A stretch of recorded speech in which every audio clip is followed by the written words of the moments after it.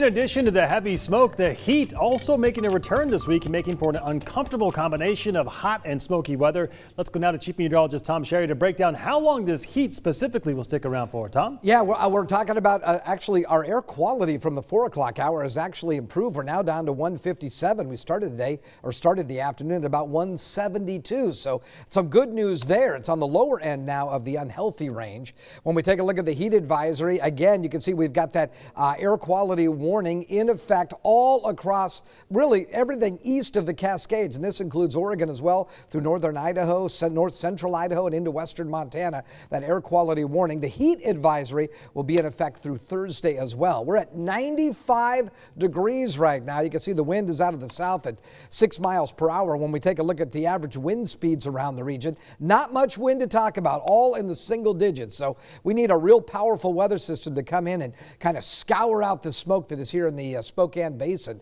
Tonight we'll look for an overnight low of 66, another hot one for you on Wednesday with a daytime high of 98. We expect the smoke also to be bad across the area tomorrow. And then huge changes by the time we get to Friday and the weekend. Chance of rain on Friday, much cooler too. We'll look for a high of 77 on Saturday and 80 on Sunday. Well, we know the poor air quality is expected to continue at least through Wednesday. You know, we've been in the unhealthy range for a while now. Let's go outside to meteorologist Thomas Patrick, where he'll tell us where all the smoke is coming from. Yeah, Tom, and I wish it were as easy as just one fire causing the air quality concerns, but it's not. It's really all of the fires all across the western U.S. and western Canada have all poured out smoke into the atmosphere, and collectively that's resulted in this widespread smoke across our region. And of course, here in the Columbia Basin, if we get any kind of stagnant air or sinking air masses, it usually just settles right down near the surface of the earth,